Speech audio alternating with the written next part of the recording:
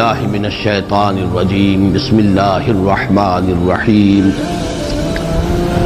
قل هو اللہ احد اللہ الصمد لم یلد ولم یولد ولم یکن له کفوا احد صدق اللہ العظیم رب اشرح لی صدری ویسر لی امری واحلل عقدۃ من لسانی یفقهوا قولی اللہم ربنا الہمنا رشدنا واعذنا من شرور انفسنا اللہم ارنا الحق حقا وارزقنا اتباعه وارنا الباطل باطلا وارزقنا اجتنابه اللہم ربنا آنس وحشتنا فی قبورنا وارحمنا بالقرآن العظیم اللہم اجعلہ لنا اماما ونورا وہدا ورحمہ اللہم ذکرنا منہ ما نسینا وعلمنا منہ ما جہلنا وارزقنا تلاوتہ آناء اللیل واطراف النہار واجعلہ لنا حجتا یا رب العالمین آمین۔ ہمارا آج کا درس بھی 3 ہفتوں کے بعد ہو رہا ہے، یعنی 2 ہفتے کے ناغے سے۔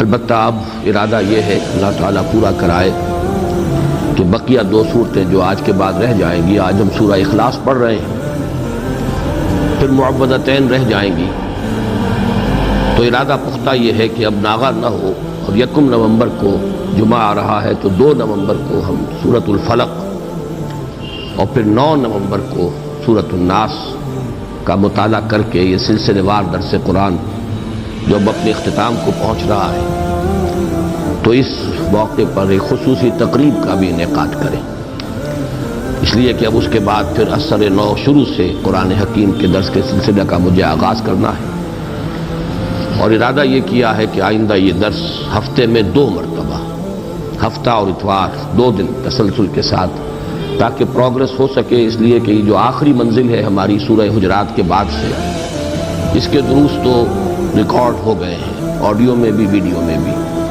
لیکن اس سے پہلے کے دروس شاذ ہی کہیں ہمارے پاس ریکارڈ میں ہے۔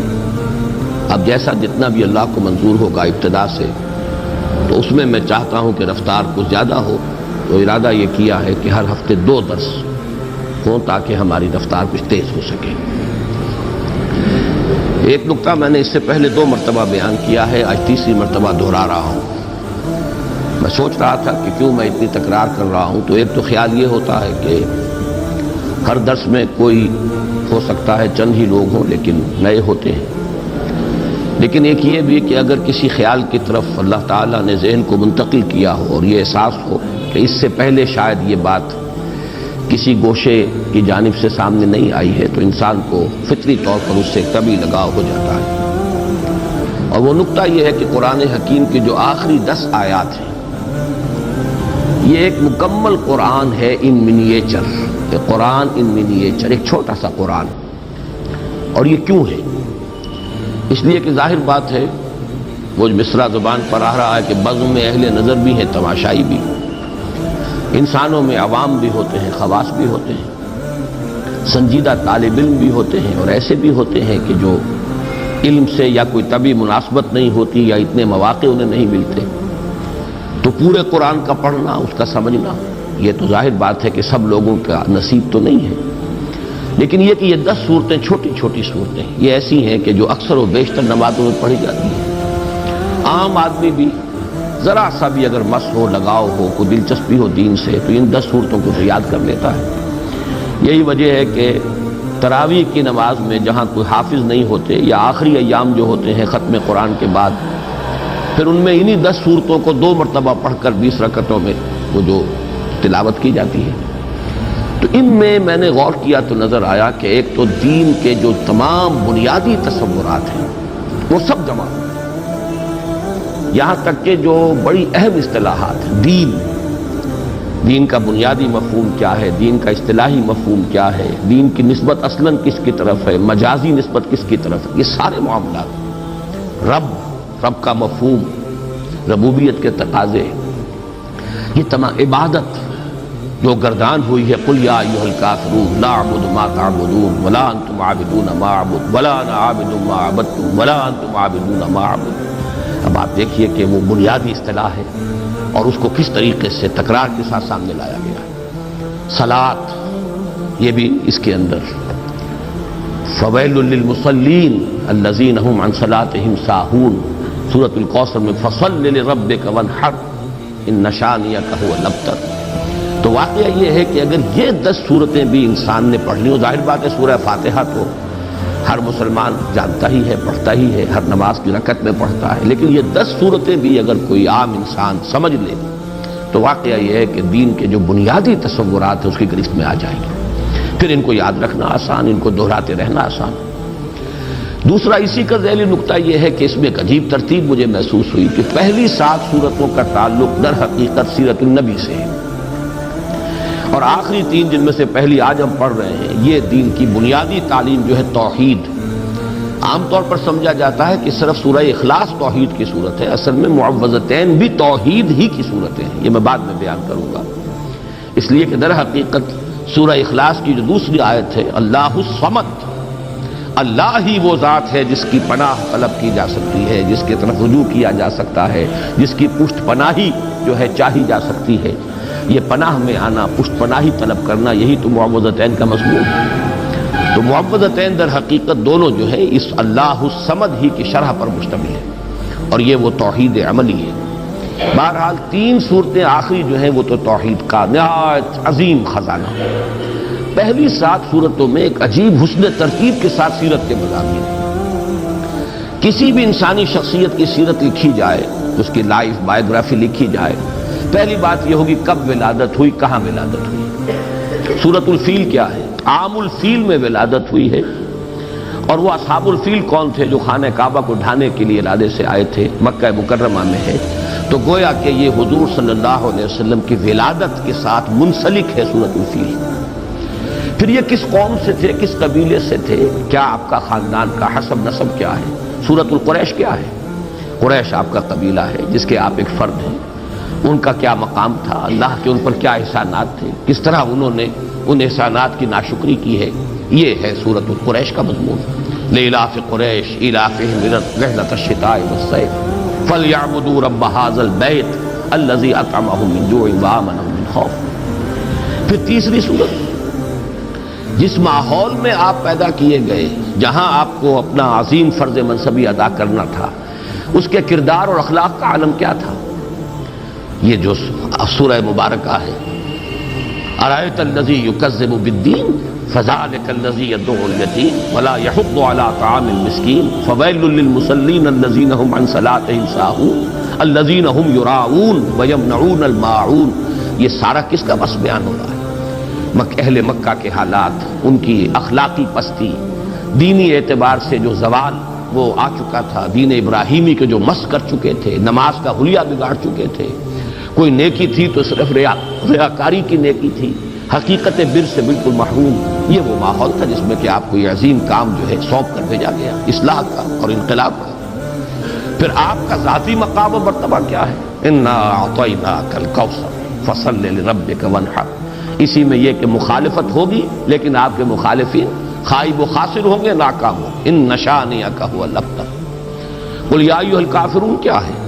جب یہ مخالفت اور یہ تصادم، کشاکش حق و باطل کی اپنی انتہا کو پہنچ کر پھر ذرا نرمی پر آئی ہے اور مصالحت کی باتیں شروع ہوئی ہیں، تو یہ اعلان برات، قل یا ایھا الکافرون لا اعبد ما تعبدون ولا انتم عابدون ما اعبد۔ یوں سمجھیے کہ پورا مکی دور اس میں آ گیا۔ اور آخری 2 صورتیں یہ انجام ہے، جیسا کہ میں عرض کر چکا ہوں۔ یہ ایک آیت کو 2 حصوں میں تقسیم کر دیجئے جو سورہ بنی اسرائیل کی آیت ہے، قل جاء الحق وزهق الباطل اذا جاء نصر اللہ والفتح ورأیت الناس يدخلون فی دین اللہ افواجا۔ اس میں حضور صلی اللہ علیہ وسلم کی حیات طیبہ کے آخری دور کا نقشہ آ گیا، اور یہ کہ جو آپ کے سب سے کٹر دشمن تھے، سب سے زیادہ معاند ابو لہب اور اس کی بیوی، عورتوں میں سر فہرست ام جمیل، اور مردوں میں سب سے زیادہ یوں جس کے لیے میں نے وہ بڑے ثقیل الفاظ بھی آپ کو سنائے تھے، جو کہ یوں سمجھیے کہ نکما ترین انسان جو ہو سکتا ہے، پست ترین اخلاق کا اور سخت ترین مخالف اور قریب ترین عزیز، یہ سارے ترین جمع کیجئے تو وہ ایک شخص بنتا ہے ابو لہب، لیکن اس کے ہاتھ ٹوٹ گئے، وہ برباد ہو گیا، وہ تباہ ہو گیا۔ یہ در حقیقت ان چاروں کو جمع کیا جائے، یہ جو دونوں میں نے آپ کو صورتیں بیان کی ہیں، تو یہ ہے در حقیقت نبی اکرم صلی اللہ علیہ وسلم کے مشن کا وہ آخری وقت کہ آپ کا وہ مشن مکمل ہوا۔ تو یہ 7 صورتیں در حقیقت حضور صلی اللہ علیہ وسلم کی سیرت کے ساتھ متعلق ہے۔ باقی جو علم کے موتی ہیں، معرفت کے اعلیٰ علمی مضامین جو ہیں وہ ان سے قطع نظر، وہ تو جو بھی ہیں ہمارے ان دروس میں بیان ہو گئے ہیں۔ پھر آخری 3 صورتیں جو ہیں یہ ہے در حقیقت دین کی اصل تعلیم، لب لباب، دین توحید ہے اسلام۔ توحید 4 آیات میں سورہ اخلاص کے، اور پھر توحید ہی کا ایک عکس ہے۔ اور یہ توحید کیا ہے؟ توحید فی التعوذ، تعوذ پناہ صرف ایک کی طلب کی جائے۔ جیسے آپ کو معلوم ہے کہ توحید ہی کا تقاضا ہے توکل، توحید فی التوکل، بھروسہ سوائے اس کے اور کسی پر نہ ہو۔ اللہ تتخذوا من دونی وکیلا، اسی طرح یہ توحید تعوذ میں کس سے پناہ طلب کرو گے؟ استعاذہ، کون تمہیں پناہ دینے کی قدرت رکھتا ہے؟ قل اعوذ برب الفلق، قل اعوذ برب الناس۔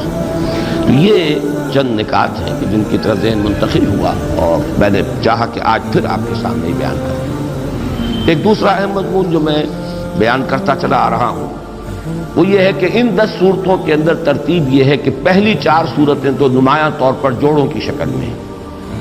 سورۃ الفیل، سورۃ القریش، وہ سمجھیے ایک ہی مضمون ہے، ایک ہی تصویر کے 2 رخ ہیں۔ پھر اسی طریقے سے اس سے اگلی صورت جو ہے وہ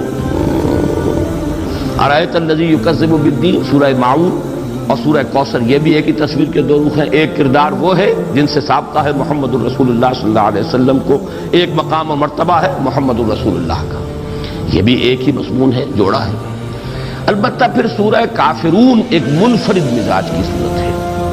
اگلی 2 صورتیں نمایاں طور پر جوڑے کی شکل میں ہیں۔ جاء الحق وزهق الباطل، یہ در حقیقت ایک ہی تصویر کے 2 رخ ہیں۔ حق آ گیا، حق کو غلبہ ہو گیا، اللہ کی مدد آ گئی، اللہ کی نصرت آ گئی، اور لوگوں کو دیکھا کہ وہ فوج در فوج داخل ہو رہے ہیں اللہ کے دین میں۔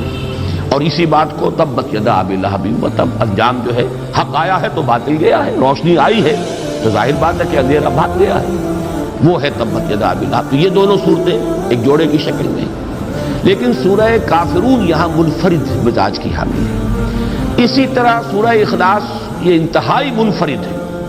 یہ تو گویا کہ توحید کے مضمون پر مشتمل ہونے کے اعتبار سے بھی گویا کہ تقاضا بھی یہ تھا کہ یہ منفرد ہی ہو، اس کا جوڑا کوئی نہ ہو۔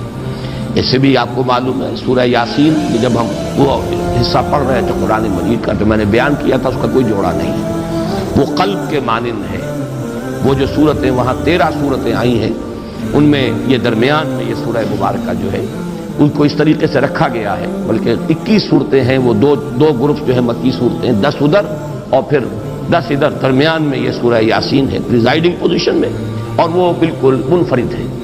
اسی طرح سورہ اخلاص منفرد ہے۔ اگلی 2 صورتوں کو اندھا بھی جانتا ہے کہ یہ جوڑا ہے، معوذتین نام ہی ان کا جو ہے، 2 صورتیں جن میں تعوذ کی تلقین ہوئی ہے، قل اعوذ برب الفلق، قل اعوذ برب الناس۔ تو یوں سمجھئے کہ یہ آخری 6 صورتیں جو ہیں 2 سہ سوروں کی شکل میں ہیں۔ یہ سہ سوروں کی شکل میں ہونے سے اب ایک نقشہ بھی میں نے بلکہ آج اپنے کاغذ پر تو کھینچا تھا کہ اگر آپ 2 مثلثیں ساتھ ساتھ ڈرا کر لیں، ایک مثلث ادھر ہے، ایک مثلث ادھر ہے، تو یہ سہ سوروں کو ریپرزینٹ کریں گی۔ پہلا سہ سورہ ہے کافرون، نصر اور لہب۔ کافرون ہے اوپر پریزائڈنگ پوزیشن میں، اور اس کے ساتھ متعلق ہے جوڑے کی شکل میں سورۃ اللہب اور سورۃ النصر۔ ساتھ ہی دوسری مثلث ہے سورہ اخلاص، یہ ہے پریزائڈنگ پوزیشن میں، اور ان کے ساتھ جوڑا منسلک ہے معوذتین۔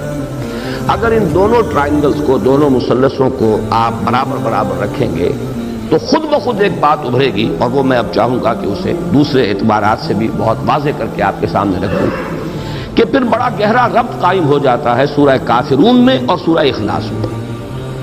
یہ دونوں پریزائڈنگ پوزیشن میں ہیں، ان 2 سوروں میں، 2 سہ سوروں میں، دونوں ٹاپ کے اوپر ہیں۔